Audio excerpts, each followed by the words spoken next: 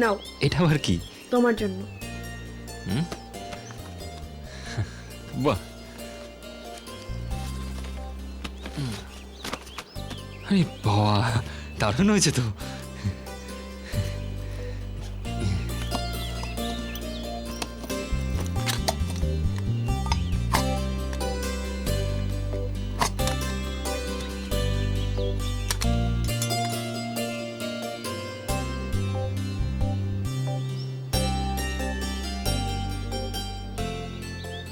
হা করো। কই হা করো।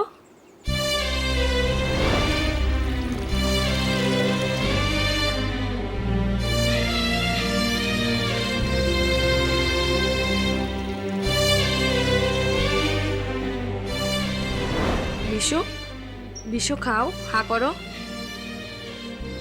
আমি নিজে তোমার জন্য রান্না করেছি, নাও খাও।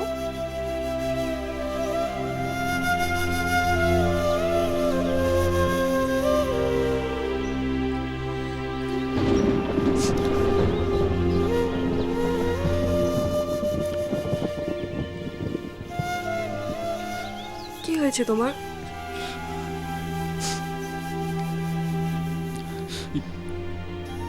আমাকে কেউ কখনো ভাত খেতে দেয়নি মায়া।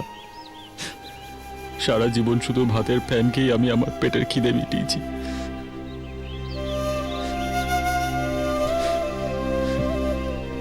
আজকের পর থেকে তুমি আর কোনোদিন ভাত না খেয়ে থাকবে না।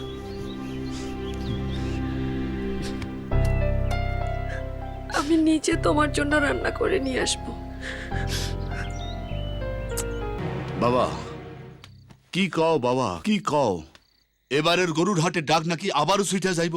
হ্যাঁ, তাই তো শুনলাম। এবারে হাটের দর নাকি আগের চাইতে অনেক বেশি। দর বেশি হোক আর কম হোক, এবারে গরুর হাটের ডাক না লইতে পারলে মানছে আমাকে মুখে থুতু ফেলবো, হাসবো আমাকে দেখা। হাসলে হাসুক, তাই বলে হাটের ডাক নিয়া লাশ ফালানোর কোনো দরকার নেই। কতবার না খুশি, আমাকে কথার মাঝে না করাইবি না। যা যা রান্নাঘরে যা, খুন্তি চামচ নিয়ে থাক। এই দাঁড়া, চাটা দিয়া যা। যত সব ভাইজান, হালার আসলাম রে মন্ডলের বাড়ির থেকে বাইর করে দিছে। আসলাম এখন আর মন্ডলের দলে নাই। আসলাম? ওই আসলাম তো আমাকে 3 জনের লাশ ফালাইছে। রতন অরে কি জ্যান্ত যাইতে দিমু? না ভাইজান। তাইলে যাইব না। যতই আসুক ওই সরকারের বাচ্চা, গরুর হাটের ডাক আমি এবারও সরকারকে নিতে দেব না। মালিক, সরকার বলছে হাটের ডাক অব্দি নাকি আমাদের পৌঁছতেই দেবে।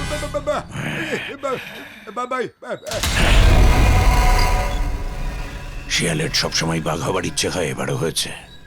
চিন্তা করিস না, সরকারকে ঠেকাবে, সরকারকে ঠেকাবে। বিশু, তোর একার গাই 10 জনের শক্তি, তারপরেও তোর সাথে 10 জনকে দেব। সরকাররা মেন রোডে ওঠার আগেই ওদের গাড়ি থামাবি, তারপর প্রত্যেককে আলাদা আলাদা করে কুপিয়ে কুপিয়ে মারবি। পারবি তো? পারো।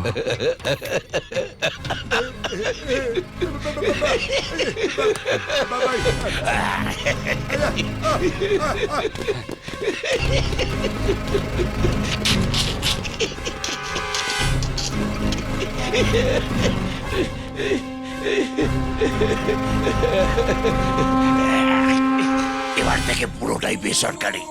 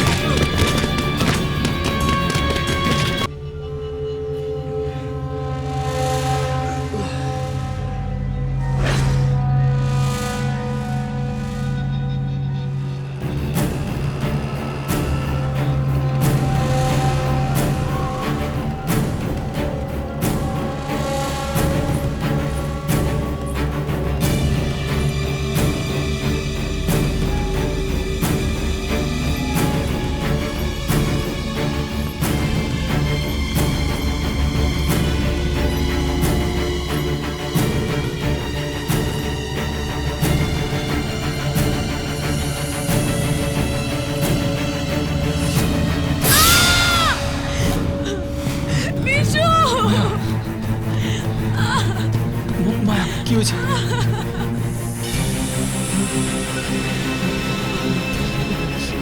দেখি দেখি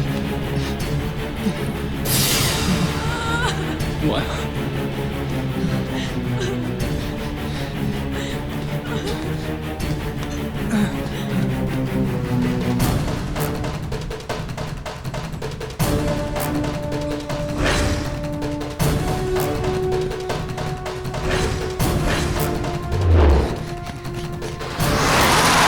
বিশু,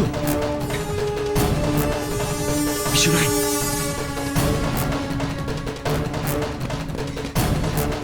ডাক্তার, ডাক্তার,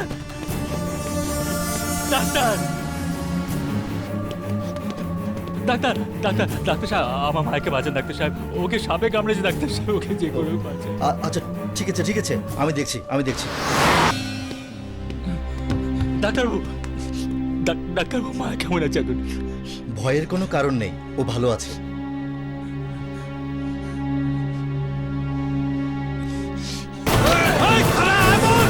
ডাক্তারবাবু, চিন্তার কোনো কারণ নেই, সব ঠিক হয়ে যাবে।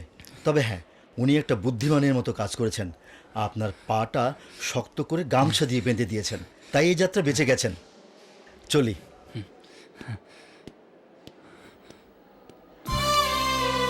মায়া,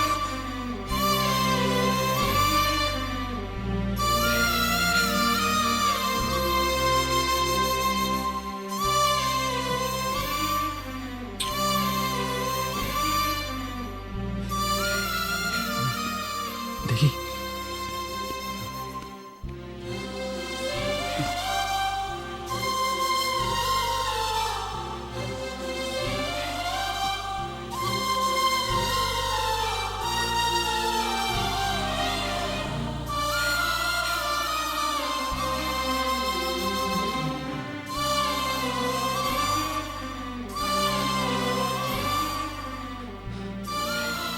আজ যদি তোমার কিছু হয়ে যেত তাহলে তো আমি মরেই যেতাম মায়া।